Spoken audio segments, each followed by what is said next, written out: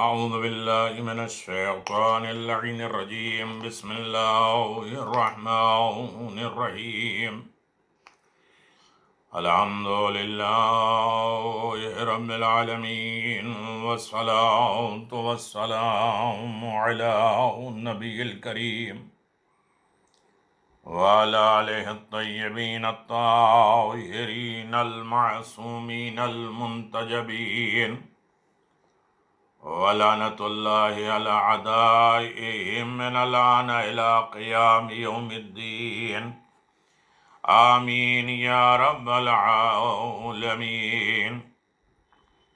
أما بعد فقد قال الله تبارك وتعالى في قرآن المجيد بسم الله الرحمن الرحيم إن الله اصطفى وزاده بسطة في العلم والجسم صدق الله العلي العظيم وصدق رسوله النبي الكريم. سامعین محترم، ناظرین گرامی قادر، حیات جناب ابو الفضل عباس پہ گفتگو جاری و ساری ہے. جناب ابو الفضل عباس کی شخصیت، ان کا مقام، ان کا رتبہ ائمہ معصومین کی نگاہوں میں، مجاہدین اسلام کی نگاہوں میں اور کربلا کے معرکے میں سعادت، کامیابی، عبادت، علمداری، شجاعت، یہ ساری چیزیں آپ حضرات کے نگاہ کے سامنے ہے، پیش کی جا چکی ہے. اب زار دمشق کا لاڈلا اور جانشین رسول صلی اللہ علیہ وسلم سن 61 ہجری شروع ہونے کو ہے. وہ اسلام جو امن و امان کا مترادف سمجھا جاتا تھا، خون اور آشام اور شامیوں کے ہاتھوں پنڈرائیوں کا منتھ معلوم ہوتا ہے. ہر طرف لوٹ مار کا بازار گرم ہے. عرب کی زمین بے گناہ کے خون سے رنگین ہو رہی ہے. قیصر آئین اور کسریٰ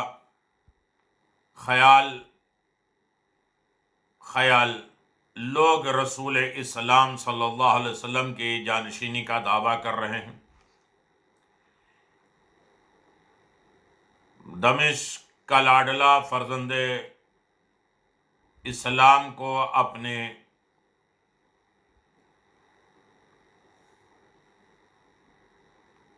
ہوس اور خواہشات والے لوگوں کو عشق پرستیوں کے رنگ میں ڈبو دینا چاہتا ہے. حریم خلافت اندر کا اکھاڑا بنایا ہوا ہے، پورا اکھاڑا بنا ہوا ہے، میدان ہے. پری رخوں کا جھرمٹ ہے، شراب کباب کا زور بنا ہوا ہے، زناکاری کی کوئی انتہا باقی نہیں ہے. سوتیلی ماؤں اور بہنوں سے عقد کا فتویٰ دیا جا رہا ہے. آپ کتاب میں دیکھیں صواعق محرقہ، کن کن لوگوں نے اپنی ماں، اپنی بہنوں سے شادی کی ہے اور انہیں جائز قرار دیا ہے، اور یزید کیسے پیدا ہوا ہے. یہ ساری چیزیں آپ اس کتاب میں ملاحظہ فرما سکتے ہیں. رسول اللہ صلی اللہ علیہ وسلم کے مقدس صحابی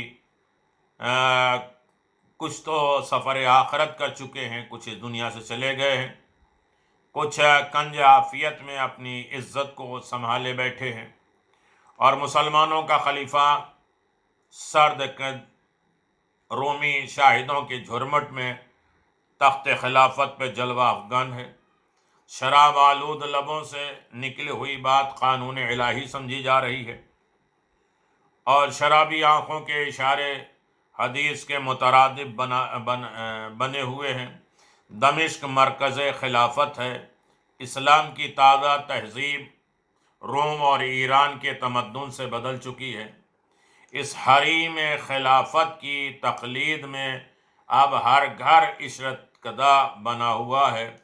نماز اور روزہ کی جگہ پر عشق و محبت کے تذکرے ہیں۔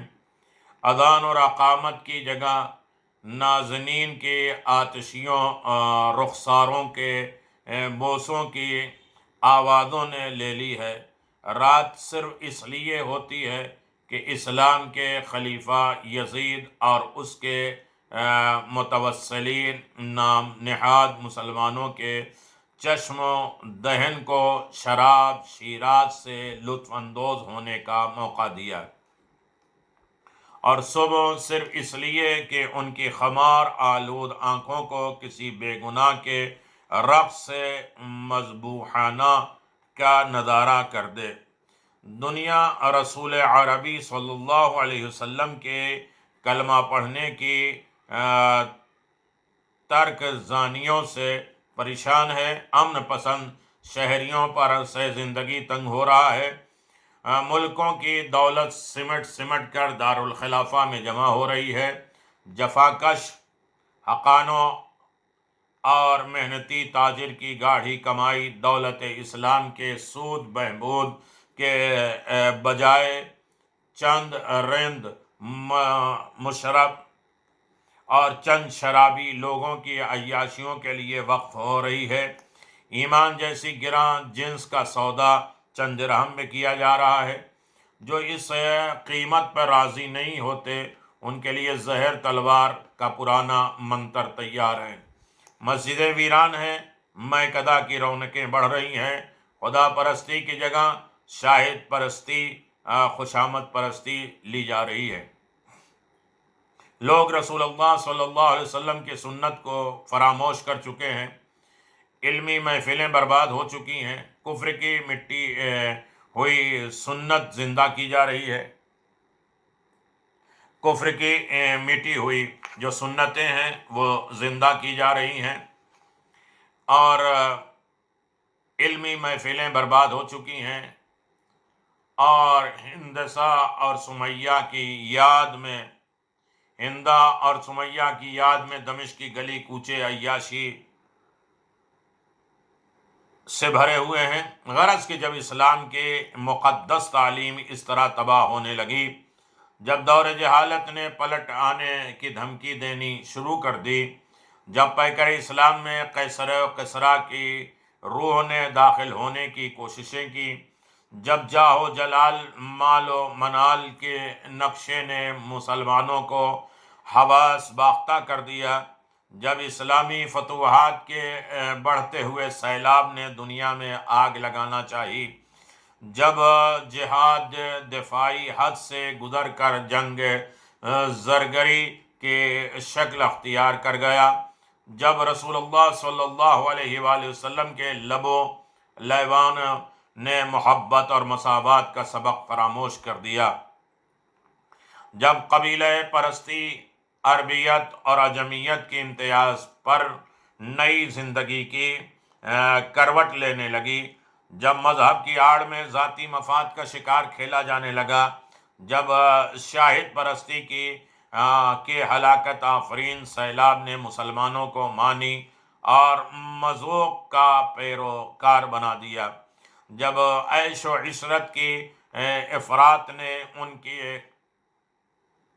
قوا کو مزمحل کر دیا، اور جب مجسمہ حیات اور پیکر شر نبی کے پیروں نے اپنے اعمال سے کفر کو بھی شرما دیا، جب اسلام رجعت قہقری کے سلسلے میں اپنے قدم کو آخری حد تک پہنچا دینے پر مجبور ہو گیا، تو غیرت حق و جوش میں آئی، اور بنی امیہ کے طلسم خانے کو توڑنے کے لیے ان کی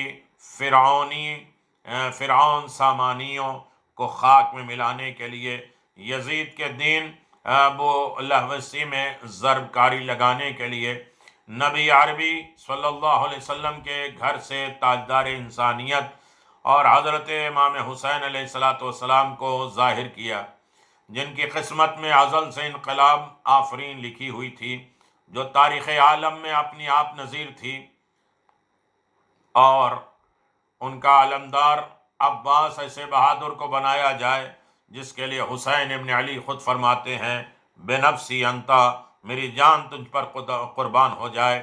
کتاب المواعظ البقار۔ تاجدار اسلام کے مدینہ منورہ سے مکہ معظمہ کو روانگی اور اس کے اسباب اور وجوہات، یعنی رسول خدا صلی اللہ علیہ وسلم کے نواسے نے مدینہ چھوڑا کیوں، مکہ روانہ کیوں ہوئے، اس کے سبب، اس کے اسباب کیا ہیں۔ وادی الفت کا ہر ذرہ یہ دیتا ہے صدا، حضرت عباس ہیں خضر بیابان وفا۔ یہ حقیقت ناقابل انکار ہے، کوئی شخص بھی اپنا وطن خوشی سے نہیں چھوڑ سکتا۔ جب کوئی ترک وطن کرے تو یہ سمجھنا چاہیے کہ اس کے لیے کچھ ایسے اسباب وجود پیدا ہو گئے ہیں جو ترک وطن کی ضرورت میں عملاً ظاہر ہو رہے ہیں، کیونکہ وطن کا ترک کرنا بے انتہا اہمیت رکھتا ہے۔ قرآن مجید نے جلا وطنی کو قتل کا درجہ دیا ہے۔ سرور کائنات صلی اللہ علیہ وسلم جب ہجرت کے موقع پر اپنا وطن چھوڑ کر چلے تھے اس وقت اور پھر مدینہ منورہ پہنچنے کے بعد وطن کی یاد سے غافل نہیں رہے۔ آپ مکہ معظمہ سے آنے والے سے وطن کی گلیوں اور وہاں کے درختوں تک کے بارے میں سوال کیا کرتے تھے۔ حضرت امام حسین علیہ السلام جو معاویہ کی موت کے بعد وطن معلوف چھوڑتے نظر آ رہے ہیں، اور یقیناً ان کے سامنے کچھ ایسے اسباب اور وجوہ ہوں گے جو آپ کو وطن چھوڑنے پر مجبور کر رہے ہوں۔ اگر تاریخ کا بنظر غائر مطالعہ کیا جائے تو یہ راز کھل جائے گا کہ حضرت امام حسین علیہ السلام کا وطن چھوڑنا ثقیفائی اسکیم کا ایک محکم مضبوط ہے۔ ثقیفہ والوں کا پلان تھا۔ کون نہیں جانتا کہ رسول اسلام صلی اللہ علیہ وسلم کی آنکھیں بند ہوتے ہی کلمہ گویوں کی طرف سے پیغمبر اسلام اور امیر المؤمنین کی تبلیغی خدمات کا آبائی غیر مسلم بدلہ لیا جانے لگے گا، اور اس سے کوئی انکار نہیں کر سکتا۔ امیر المؤمنین علی بن ابی طالب کے حقوق سے محرومی، فاطمہ زہرا سلام اللہ علیہا کے مصائب اور اعلام سے دوچار ہونا، امام حسن مجتبیٰ علیہ السلام کی شہادت سے اسی جذب دیرینہ کی رہین منت ہے۔ تاریخ شاہد ہے اور واقعات بتا رہے ہیں کہ جب سلسلہ اول کی 5ویں کڑی رشتہ خلافت سے ہم رشتہ ہوئی، یعنی پہلی خلافت سے لے کے معاویہ تک، یعنی معاویہ برسر اقتدار آیا تو انہوں نے آل رسول کو دنیا سے ختم کرنے کے سلسلے میں جنگ جمل صفین کی بنیاد ڈالی، اور بالآخر حضرت علی بن ابی طالب کو اپنی مکمل سازش کے ذریعے مسجد کوفہ میں شہید کر دیا گیا، اور اس سلسلے میں انہوں نے نہ فرمان رسول اسلام صلی اللہ علیہ وسلم کہ حرب علی حربی کا لحاظ رکھا کہ علی سے جنگ مجھ سے جنگ ہے، اور نہ حکم خدا کا کہ من قتل مؤمنا متعمدا فجزاؤ جہنم، جس نے مومن کو جان بوجھ کر قتل کیا اس کا بدلہ جہنم ہے۔ امیر المؤمنین علی بن ابی طالب کی شہادت کے بعد اس نے امام حسن مجتبیٰ کے وجود کو ختم کیا، اور ان بزرگ ہستیوں کے وجود سے زمین کو خالی کرنے کا منشا یہ تھا کہ میں آزادانہ حکومت کر سکوں اور یزید کی ولی عہدی میں کوئی رکاوٹ اور آڑے نہ آ پائے۔ اسی خیال کے پیش نظر اس نے حضرت عائشہ کو جو ان کے متعلق پیغمبر اسلام صلی اللہ علیہ وسلم کے خیالات اور ان کے فرمان سے بخوبی واقف تھیں، کچے چونے کے کنویں میں گرا کر مار ڈالا، اور ان کے بھائی محمد ابن ابی بکر کو جو کبھی کبھی ان کی مخالفت کرتے اور امیر المؤمنین کی تائید فرماتے، گدھے کی کھال میں زندہ سی کر آگ میں جلا دیا۔ غرض کے خلافت یزید کے لیے جب زمین ہموار ہو گئی تو آپ بیعت ولی عہد لینے کے بعد اہل حجاز کے گلے میں طوق بیعت ڈالنے کے لیے 56 میں 1000 سوار لے کر روانہ ہوئے اور مدینہ منورہ پہنچ کر سب سے پہلے حضرت امام حسین علیہ الصلاۃ والسلام سے ملاقات کی اور ان سے بیعت یزید کا سوال کیا۔ آپ نے فرمایا میں یزید کے حالات سے اچھی طرح واقف ہوں، اللہ تعالیٰ کی قسم ہرگز بیعت نہیں کر سکتا۔ کتاب وسیلۃ النجات۔ معاویہ امام حسین علیہ الصلاۃ والسلام کا جواب سن کر خاموش رہ گیا اور کہا کہ یہ مناسب نہ سمجھا، کہنا مناسب نہیں سمجھا کہ ان پر سختی کریں، لیکن بہت سے افراد کو ڈرا دھمکا کر حلقہ گوش یزید کر لیا۔ پادری کینن ایڈوان سیل ڈی اور ڈے لکھتے ہیں کہ معاویہ نے یزید کی ولی عہدی کی بیعت لے کر اس معاہدے کے خلاف ورزی کی اور جو امام حسن مجتبی علیہ الصلاۃ والسلام سے کر چکے تھے۔ انہوں نے جو کچھ کیا وہ فوج کشی اور جبر سے کیا۔ رسالت اثنا عشریہ کتاب میں موجود ہے، یعنی جو معاہدہ تھا، جو عہد نامہ تھا، جو صلح نامہ امام حسن مجتبی سے تھا، اس کے خود اس نے مخالفت کی اور اسے پامال کر دیا۔ یعنی معاویہ نے بیعت یزید کے سلسلے میں لوگوں کے دین بھی درہم و دینار کے عوض خرید لیے۔ رسالہ فلسفہ شہادت میں ہے کہ تکمیل ایمان محدث دہلوی نے لکھا ہے کہ بیعت کرنے والوں سے اس طرح اقرار لیا جاتا تھا کہ یزید کو یہ اختیار ہوگا کہ چاہے تو وہ ہم کو غلاموں کی طرح سر بازار فروخت کر دے، بیچ دے، اور چاہے عبادت خانے کی اجازت دے اور چاہے تو روک دے۔ عبادت کرنے کا اختیار بھی اسی کے ہاتھ میں ہے اور بازاروں میں غلام کر کے سے بیچ سکتے ہیں، یہ بھی اسی کے پاس اختیار ہے۔ معاذ اللہ یہ لوگوں کے ذہن میں بٹھا دیا جائے۔ الغرض وہ وقت آیا کہ آپ ایسی منزل کی طرف روانہ ہونے پر مجبور ہوئے جہاں اپنے کیے کا بدلہ ضرور ملے گا۔ یعنی ماہ رجب سن 60 ہجری آ پہنچا۔ آپ نے مرنے سے پہلے اپنے معاویہ نے اپنے مرنے سے پہلے اپنے فاسق فاجر لاڈلے فرزند یزید کو برادران اسلام کا چھٹا خلیفہ بنا دیا اور اس کے سر پر تاج خلافت رکھ کر دنیا سے چل بسا۔ تاریخ الخلفاء، صواعق محرکہ، ابو الفدا، یہ ساری کتابیں گواہ ہیں۔ یزید نے تخت خلافت اور تاج امارت سنبھالتے ہی اپنے آبائی مشن میں روح تازہ پھونکنے کے لیے باپ کے بتائے ہوئے اصولوں اور سمجھائے ہوئے خفیہ طریقوں پر نظام سلطنت اور انتظام خلافت اور امارت کو استوار کرنا شروع کر دیا، اور اس سلسلے میں اس نے جو سب سے پہلا قدم اٹھایا وہ ولید ابن عقبہ کو والی مدینہ منورہ مقرر کرنے لگا۔ حاشیہ سیرت ابن حشام جلد نمبر 4، جس کے ذریعے وہ اپنے منصوبے میں کامیابی حاصل کرنے کا یقین رکھتا تھا۔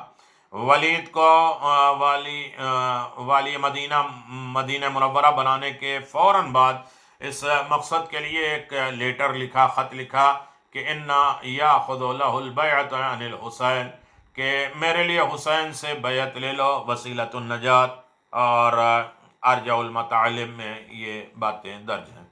اس واقع بیعت کو مورخین معتبر اور لکھتے ہیں کہ یزید ابن معاویہ ولید ابن عقبہ کو لکھتا ہے کہ واقعہ، یعنی ترجمہ میں بتا دوں، میرے خط کو پاتے ہی، مدعے دل سے واقف ہوتے ہی، میرے دل کی آرزو و تمناؤں کو جانتے ہی فوراً اہل مدینہ سے بیعت لے لے۔ مورخین لکھتے ہیں کہ اس خط کے ساتھ ایک نہایت مختصر پرچہ کأنہا اذن فار تبری، چوہے کے کان کے برابر الگ سے ایک خط لفافے میں ڈال کے دیا، جس میں لکھا ہوا تھا کہ امام حسین عبداللہ ابن عمر، عبد الرحمن ابن ابی بکر، عبداللہ ابن زبیر سے بلا رعایت بیعت لے لے اور انہیں دم لینے کی مہلت نہ دے۔ اگر بیعت نہ کریں تو ان کے سر میرے پاس بھیج دے۔ کتاب روضۃ الصفا میں لکھا ہوا ہے۔ تاریخ الفتوح، محمد معروف آثم کوفی، طبری اور کامل کابل، ان تمام چیزوں میں لکھا ہوا ہے۔ اور صفا، یہ سارے کارنامے اسی کی طرح اشارہ کرتے ہوئے نواب صدیق حسن بھوپالی لکھتے ہیں کہ علامہ ابن جوزی سے سوال کیا کیف نسبت قتل حسین، یعنی یزید دمشق میں تھا اور امام حسین عراق میں تھے، پھر ایسی صورت میں قتل حسین یزید کی طرف کیسے منسوب ہو سکتا ہے؟ تو آپ نے جواب میں یہ شعر پڑھا کہ تیر عراق سے جا کر لگا، حالانکہ اس کا پھینکنے والا ذی سلم میں تھا۔ اے محبوبہ، تو نے تو بہت دور نشانہ تاکا، یعنی مطلب یہ کہ جس طرح تیر کا نشانہ دور جا کر لگتا ہے، چاہے پھینکنے والا کہیں اور کوئی نہ ہو، کوئی ہو، اسی طرح یزید کے نیزہ حکم اور تیر قلم نے دمشق میں بیٹھے بیٹھے حسین اور ان کے بچوں کو شہید کر دیا۔ ولید کا پیغام امام حسین علیہ السلام کے نام، تاریخ طبری فارسی میں جلد نمبر 4 میں ہے کہ ولید نے یزید کا حکم صحیح ملنے کے بعد مروان سے مشورہ کیا کہ کیا کرنا چاہیے۔ اس نے کہا ان لوگوں کو بلا کر ان سے بیعت یزید کا سوال کر، اگر وہ بآسانی بیعت کر لیں تو تیری مراد پوری ہو گئی، اور اگر انکار کریں تو ان کے سر کاٹ کر یزید کے پاس بھیج دے۔ ولید نے کہا سبحان اللہ، تو نے تو بہت ہی اچھی رائے دی، اس کا مطلب یہ ہے کہ تو مجھے قتل حسین کی رغبت دلاتا ہے، کیونکہ مجھے اور تجھ میں معلوم ہے اور تجھے بھی معلوم ہے کہ وہ ہرگز سبقت نہیں کریں گے، بیعت نہیں کریں گے، اور میں ان کو قتل کر کے اپنی عاقبت خراب کر لوں، یہ نہیں ہو سکتا۔ مروان نے کہا اگر تو میری نصیحت پر عمل نہیں کرے گا تو نقصان اٹھائے گا۔ ولید نے نبیرہ عثمان کو حضرت امام حسین کی خدمت میں بھیج کر حاضری کی درخواست کی۔ آپ اپنے ساتھ اپنے ہمراہ خاندان کے 70 مسلح افواج لیے ہوئے دربار پہنچے۔ سیرت الائمہ میں ہے، کشف الغمہ میں ہے۔ امام حسین علیہ السلام اپنے ساتھ 50 جانبازوں کو لے کر دربار ولید کے ارادے سے روانہ ہوئے۔ وہاں پہنچ کر آپ داخل دربار ہوئے اور ان بہادروں سے فرمایا کہ تم باہر گوش بر آواز رہو، اگر میری آواز بلند ہو تو فوراً داخل دربار ہو جانا۔ غلط کے جب آپ پہنچے، ولید نے نہایت عزت و احترام کیا اور اس کے بعد کہا کہ معاویہ کا انتقال ہو چکا ہے، معاویہ مر چکا ہے، اور یزید کا خط آیا ہے کہ آپ اور عبداللہ ابن زبیر، عبد الرحمن ابن ابی بکر، عبداللہ ابن عمر سے ضرور بیعت لی جائے۔ آپ نے فرمایا بہتر تو چاروں افراد کو یکجا کر پھر دیکھا جائے گا، میرا فیصلہ سننا۔ تاریخ احمدی میں بحوالِ روضۃ الاحباب مذکور میں امام حسین علیہ السلام کو ولید نے عبداللہ ابن عمر ابن عثمان کے ذریعے بھیجا۔ تحریر الشہادت شرح سر الشہادتین میں ہے کہ امام حسین علیہ السلام کے ساتھ دوستوں اور خادموں کا گروہ تھا۔ روضۃ الشہداء صفحہ 244۔ ولید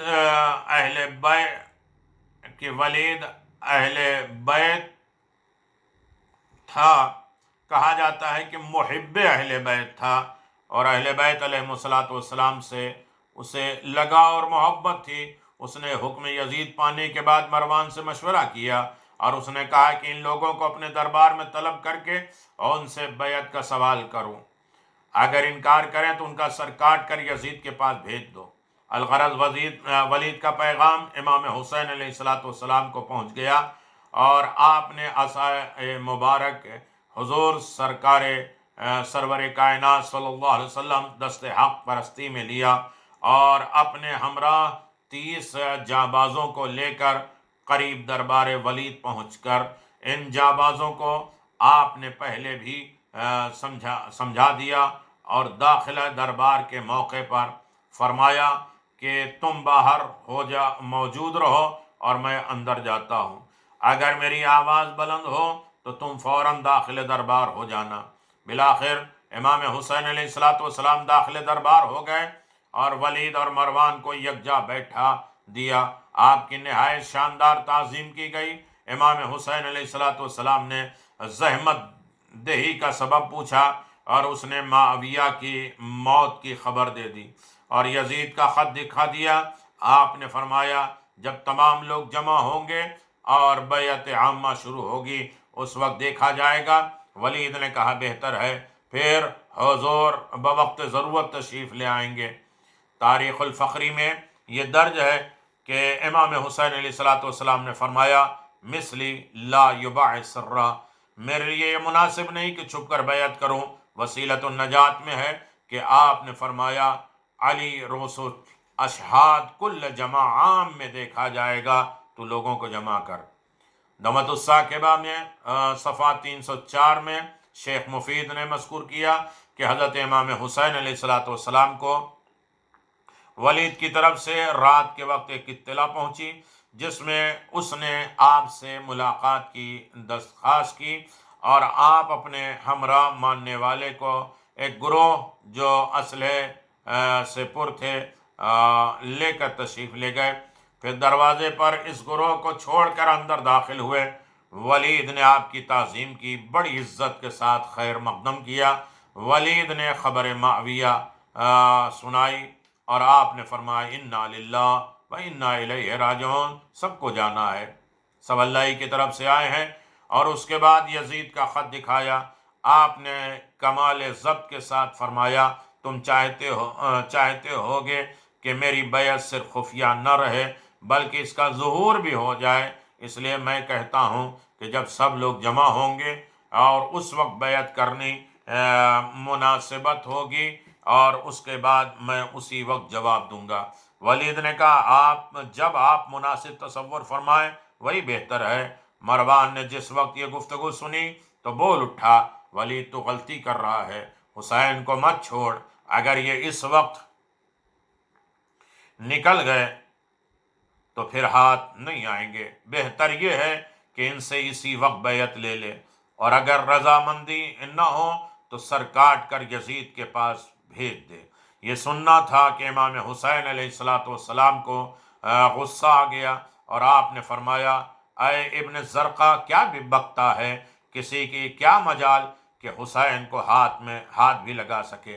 किताब तमज़्ज़ुर ज़ाहिरा और में है कि इमाम हुसैन अलैहिस्सलाम की आवाज़ का बुलंद होना था कि 19 बहादुर इंतहाई गज़ब और गुस्से में दाखिल दरबार हुए। इमाम हुसैन अलैहिस्सलाम ने उन सब को गुस्से को दूर कर दिया और वापस दौलत सरा को तशरीफ़ ले आए। किताब रियाजुल क़ुद्स में है कि इन बहादुरों में नुमाया हैसियत हज़रत अब्बास अलैहिस्सलाम की थी, जो दरबार में दाखिल हुए और ऐलान कर दिया कि किसने इमाम हुसैन अलैहिस्सलाम के सर का नाम लिया है और मेरी ज़िंदगी में इमाम हुसैन अलैहिस्सलाम के कत्ल का नाम लिया जाए और मैं ज़िंदा रहूं। लिहाजा आपको गज़बनाक देखा तो इमाम हुसैन अलैहिस्सलाम ने आपको दरबार से लेके घर की तरफ रवाना किया और ख़ुद आ गए और इस तरीक़े से ये बात दरबार की घर तक पहुँची और इमाम हुसैन अलैहिस्सलाम ने तैयारी करना शुरू कर दिया। और किस तरीक़े से आपने तैयारी की और अपने असहाब को जमा किया और ये ऐलान कर दिया कि हम मदीना छोड़ के जा रहे हैं। तो मोमिनीन कराम, ये मदीना छोड़ने के असबाब और इलल क्या थे, किस वजह से आपने मदीने को तर्क कर दिया, वतन को छोड़ दिया, नाना की कब्र को छोड़ा और उसके बाद अपने वतन को छोड़ दिया, अपने माहौल को छोड़ा। اسلام کی بقا کے لیے، دین کی حفاظت کے لیے، سیرت رسول میں سنت رسول کو زندہ رکھنے کے لیے آپ نے اپنے وطن کو بھی چھوڑ دیا۔ وآخر دعوانا ان الحمد للہ رب العالمین وصلی اللہ علی نبی الکریم وعلی آلہ الطیبین الطاہرین المعصومین المنتجبین۔ انشاءاللہ سلسلہ جاری و ساری ہے حیات جناب ابو الفضل عباس۔